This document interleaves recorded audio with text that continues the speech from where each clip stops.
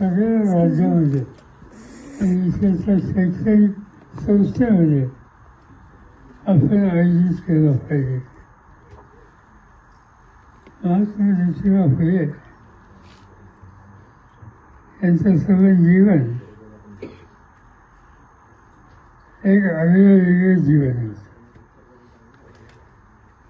समाजासाठी त्यांनी वाहून घेतलं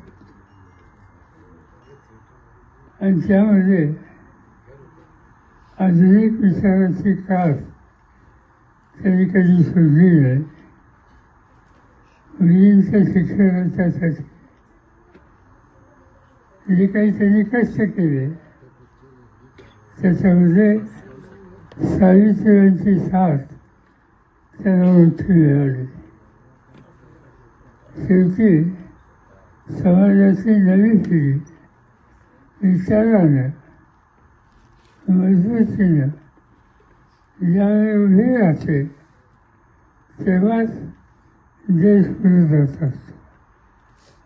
आणि आज जिथे जिथं आपण यशस्वी झालो त्या यशाच्या पाठीमागं ज्योतिबा फुले, सावित्रीबाई फुले यांची विचारधारा, यांचे कष्ट, याचं स्मरण हे आपल्याला अखंड ठेवावं लागेल एवढंच त्या ठिकाणी सांगतो.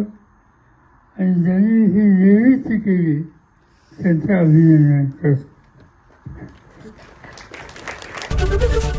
एबीपी माझा, उघडा डोळे बघा नीट.